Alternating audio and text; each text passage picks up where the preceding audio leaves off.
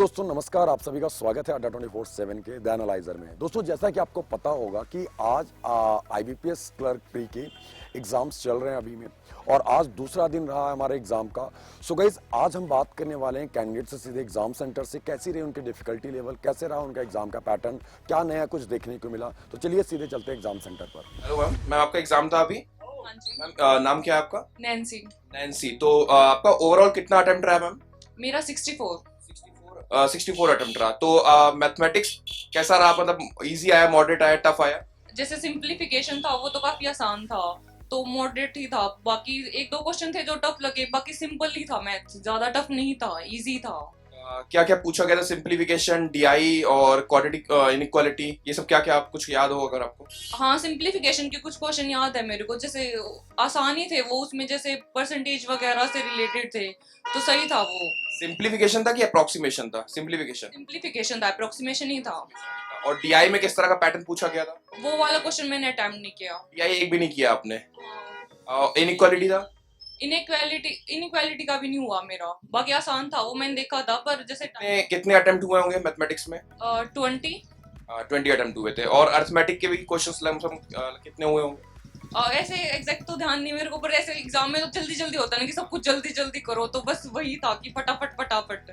और रीजनिंग में ओवरऑल कितने हुए आपके? रीजनिंग में शायद 19 या 20 हुए हैं। अच्छा, सिटिंग अरेंजमेंट पजल का पैटर्न कुछ आपको याद हो?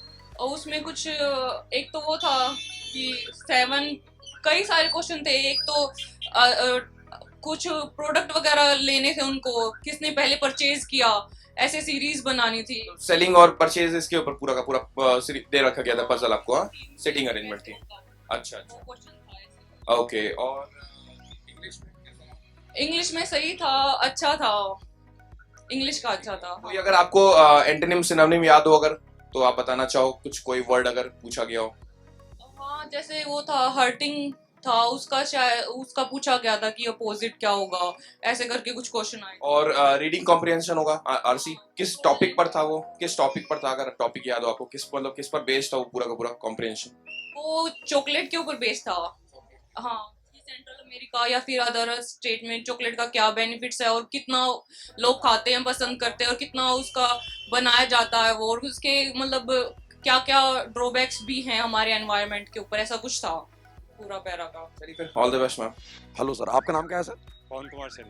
पवन सर, कैसा रहा पेपर? मतलब कि कुछ आपने पहली बार ही दिया इसके पहले, या फिर इसके पहले दे चुके हो? नहीं, मैं इससे पहले 2-3 अटैम्प्ट दे चुका हूँ। अच्छा, आप एक्स सर्विसमैन हो? नहीं, एक्स सर्विसमैन तो नहीं हूँ मैं, बाकी मेरे वैसे सर्विस कर रहा हूँ प्राइवेट जॉब में। प्राइवेट जॉब कर रहे हो, अच्छा। और सर आपका मतलब कि कोई ऐसा मैथ कैसा रहा, इंग्लिश रीजनिंग कैसा, मतलब आप सबके बारे में थोड़ा थोड़ा बताओ। पेपर बहुत ईजी आ रहा है, पेपर इजी आ रहा बहुत ईजी आ रहा है, समझ आ रहा है। है? और भी कुछ बच्चों ने बोला कि मैथ थोड़ी लेंदी आ रही है। नहीं नहीं, लेंथ ही नहीं आ रही है बिल्कुल, थोड़ी रिवर्स में, जैसे वो नंबर सीरीज है वो थोड़ी रिवर्स में है, लेकिन बहुत ईजी है। मतलब थोड़ा बहुत घुमाया है, बाकी ज़्यादा नहीं घुमाया है वो। और रीजनिंग के क्या क्या रीजनिंग के लिए 35। 35 की आपने हो? ग्रेट यार। अच्छा, और इंग्लिश कैसा रहा? इंग्लिश बहुत ईजी है, इंग्लिश इजी है? बहुत ईजी है। मैसेज किसके ऊपर बेस करके आया?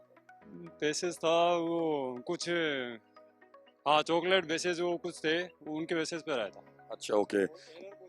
अच्छा, ओवरऑल आपने कितना अटेम्प्ट किया? 90। 90 जी।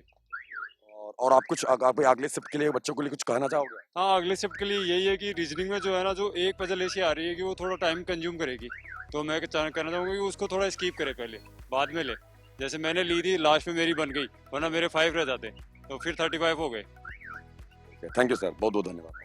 धन्यवाद। सर आपका नाम क्या है? मनीष कुमार। मनीष सर, इसके पहले आप कहाँ सर्विस करते थे, किससे आप? मैं इंडियन नेवी में सर्विस कर। इंडियन नेवी, ग्रेट सर, बहुत बहुत मतलब ये कभी कभी ऐसा देखने को मिलता है कि कोई कोई आर्मी मैन जब सामने होता है या फिर किसी चीज़ से, तो और उनका डेडिकेशन देखिए, इस एज में आके उन्होंने एग्जाम दिया, और हम लोग क्या होते हैं कि हम लोग सोचते हैं तैयारी क्या करना। और कितने साल बाद, पहले सर एक नॉर्मल क्वेश्चन है, कितने साल बाद आप कॉपी पेन उठा, मतलब पेपर पेन उठा? 16 year after. 16 year total. Sir चलिए आते हैं मेन मुद्दे पर कि सर पेपर कैसा है? पेपर बहुत सिंपल था, पेपर अच्छा हुआ, लेकिन वही है कि थोड़ी स्पीड की एक्यूरेसी रह गई, वरना पेपर बहुत सिंपल आया है इस बार, अच्छी है पेपर। मैथ आपका कैसा रहा? मैथ 30 आउट ऑफ 35 25 के नियर अबाउट हुए हैं, बट एक्स सर्विसमैन के हिसाब से ठीक था, लेकिन पेपर मैथ भी इजी था, हार्ड नहीं था मैथ। और सर इंग्लिश कैसा रहा? इंग्लिश में कोई डिफिकल्टी आपको नहीं आई कि इंग्लिश है तो फिर? ना, इंग्लिश तो बेसिक लैंग्वेज ही है, तो उसमें ज़्यादा डिफिकल्टी के तो सवाल ही नहीं बनता, तो इंग्लिश तो ठीक ही था। और इंग्लिश में कितने अटेम्प्ट हुए सर? इंग्लिश में 27 के नियर अबाउट अटेम्प्ट। और रीजनिंग कैसा रहा? रीजनिंग रीजनिंग ठीक था, लेंदी था रीजनिंग, बाकी सही था। रीजनिंग में 27-28 के नियर अबाउट। और सर ओवरऑल कैसे गए? ओवरऑल कितना किया आपको कुछ आइडिया, कुछ आप बता सकते हो?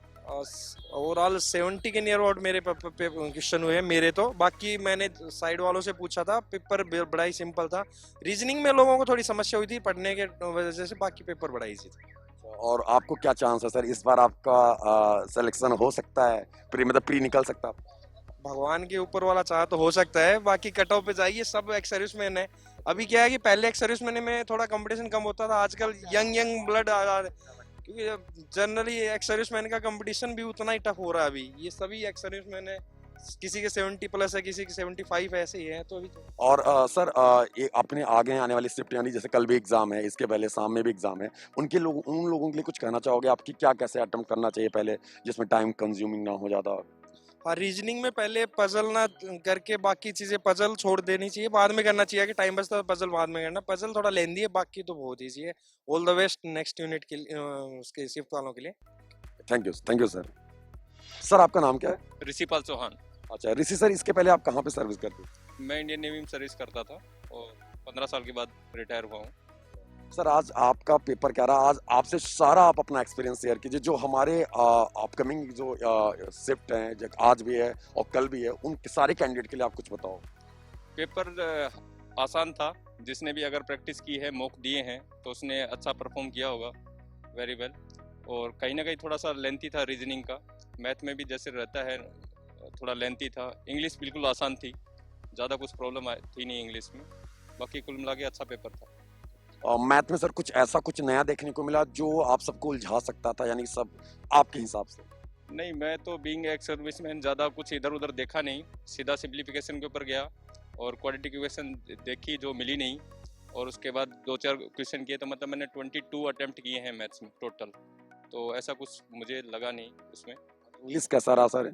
इंग्लिश अच्छा था, 24 अटेम्प्ट किए हैं मैंने इंग्लिश में।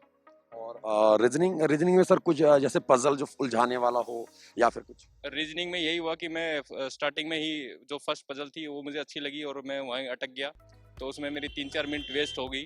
फिर भी उसके बाद भी मेरे मतलब 25 अटैम्प्ट हैं, तो टोटल 71 अटैम्प्ट करके आया हूँ मैं, तो मुझे लगता है ठीक है, काफ़ी है मेरे। तो ओवरऑल क्या रहा सर? ओवरऑल में कितना अटेम्प्ट का टोटल कुछ याद है आपको? कुछ क्वेश्चन आप कुछ आंकड़ा बता सकते हो? 71 बता रहा हूँ। 71। अच्छा 70। ओके। अच्छा, और आपका कोई मैसेज अगले शिफ्ट के कैंडिडेट्स? नहीं, बस यही है। इसमें थोड़ा सा एक ऑप्शन चूज करने वाला भी थोड़ा मुझे अलग सा लगा कि जैसे कहीं कहीं क्वेश्चन के ऊपर दोनों ऑप्शन के ऊपर दिया हुआ है क्लिक करने के लिए, और कहीं कहीं पे दोनों ऑप्शन के बीच में दिया हुआ है जो डॉट जो हम सिलेक्ट करते हैं, तो वो बहुत मतलब बीच में आपको पजल करने वाला होगा कि आपने पीछे वाले कहीं गलत तो नहीं कर दी। मेरे साथ भी ये हुआ, जब मैं आगे आया तो मैंने देखा कि कहीं दो ऑप्शन के बीच में जैसे 27 है, तो उनके बीच में दे रखा है कहीं के 27 जो ऊपर वाला है उसी के ऊपर मतलब इन्होंने कैप्स वो दे रखा है क्लिक करने के लिए। तो वो थोड़ा सा लोगों को मैं चाहूँगा कि ध्यान रखें और अपना स्टार्टिंग से ही देखते चले क्या मतलब पैटर्न चल रहा है, कहाँ पे क्लिक करना है। अननेसेसरी नहीं तो ये होगा कि आपने आंसर सही कर दिया, उसके बावजूद भी मतलब आपका ऑप्शन गलत टिक हो जाएगा। थैंक यू सर, बहुत बहुत धन्यवाद सर। ठीक है, अब आ जाइए सर आप। Hello ma'am. मैम अभी आपका एग्जाम था। हाँ जी। मैम क्या नाम है आपका? साक्षी। साक्षी। तो मैम ओवरऑल पेपर आपका कैसा रहा? ओवरऑल पेपर ठीक था, मतलब रीजनिंग का थोड़ा लेवल हाई था, इंग्लिश और मैथ्स का ठीक था, ओके। मैम ओवरऑल कितना अटेम्प्ट रहा आपका? ओवरऑल तो मेरा 70-60%। Very nice. तो आपका कौन सा सेक्शन मैथमेटिक्स और इंग्लिश और रीजनिंग इन तीनों में सबसे इजी आपको क्या लगा? मुझे सबसे इजी जो मेरी प्रैक्टिस थी उसके हिसाब से मेरी रीजनिंग अच्छी है, लेकिन रीजनिंग का लेवल टफ आया हुआ था। इंग्लिश ज़्यादा सही आई हुई थी। इंग्लिश कहीं ना कहीं इजी है और रीजनिंग हम लोग के लिए लेंदी या टफ कह सकते हो आप, है ना? और मैथमेटिक्स में क्या है? मैथमेटिक्स का लेवल ठीक था, इतना बहुत ज़्यादा टफ नहीं था। बहुत ज़्यादा टफ नहीं था। तो मैथमेटिक्स में अगर कुछ आप सेक्शन बता सको कि क्या क्या पूछा गया था? सीरीज के क्वेश्चन काफ़ी ज़्यादा थे कि क्वेश्चन मार्क वाले क्वेश्चन, मिसिंग नंबर सीरीज में। मिसिंग नंबर सीरीज थे। मिसिंग नंबर में अगर आपको पैटर्न पता हो कुछ कि डिफरेंस के ऊपर था या मल्टीप्लिकेशन के ऊपर बेस्ड था वो? वाला था, डिफरेंस वाला था और परसेंटेज के क्वेश्चंस आए हुए थे, परसेंटेज के, बोट एंड सीरीज के आए हुए थे, किलोमीटर पर आर वाले आए हुए थे, इस तरह के क्वेश्चंस। अच्छा, डीआई आपने देखा उसमें? डीआई डीआई आई नहीं कि ओके, कौन सी डीआई थी, अगर टेबुलर या फिर सर पाई चार्ट? अच्छा अच्छा, चलिए कोई बात नहीं। हाँ, इनइक्वालिटी के लास्ट 2 क्वेश्चन आए हुए थे जो कि इजी थे। अच्छा, इनइक्वालिटी आपके लिए इजी थी, ओके। इंग्लिश में कौन सा कॉम्प्रिहेंशन पूछा गया था, किस पर बेस्ड था वो पूरा का पूरा? इंग्लिश में चॉकलेट के ऊपर गिवन था पैराग्राफ, तो उसी के रिगार्डिंग ही पूछा गया था। ओके, तो कोई अगर आपको एंटोनिम सिनोनिम वाला कोई वर्ड पता हो जिसके थ्रू मतलब कुछ आइडिया याद हो कुछ?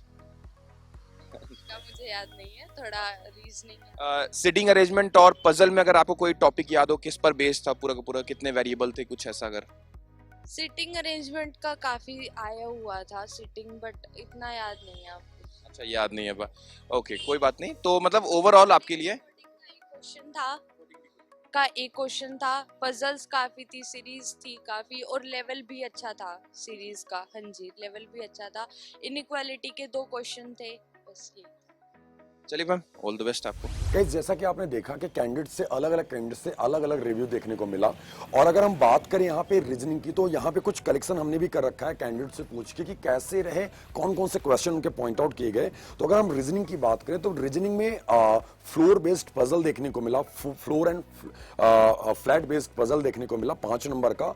लिनियर रोज सीटिंग अरेंजमेंट मिला 5 नंबर का। Floor based puzzle, actual basic floor based puzzle 5 number का। कंपैरिजन बेस्ड पजल 3 नंबर का। यानी कि लगभग 18 नंबर के हमारे पजल।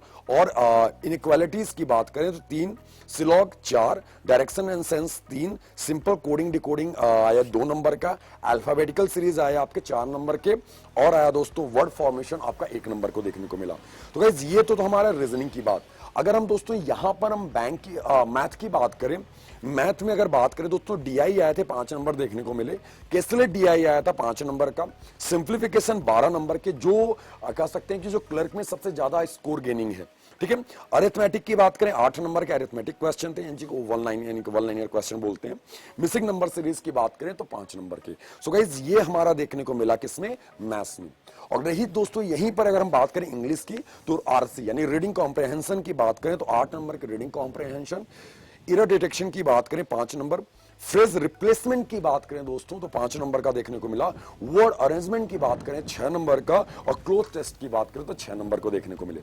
सो गाइस, इसी के साथ अगर हम बात करें, जो हम लोगों का मतलब जो अनुमान लगा सकते हैं हम लोग कि गुड अटेम्प्ट कितना रहा, अगर ओवरऑल की बात करें अलग अलग कैंडिडेट से, जो हम यहाँ पे एक अनुमान लगा रहे हैं हम, अगर गुड अटेम्प्ट की बात करें आज, तो गाइस क्वांटिटेटिव एप्टीट्यूड का गुड अटेम्प्ट है तो आपका 26 to 29 कर सकते हो, यानी कि 26 से 29, अप्रोक्स 30 की बात करो, 26 से 29 बोल सकते हो आप गुड अटेम्प्ट। रीजनिंग एबिलिटी की बात करें गाइस तो 24 यानी 25 से 27 मान लो, 25 to 27 गुड अटेम्प्ट माना जा रहा है रीजनिंग का।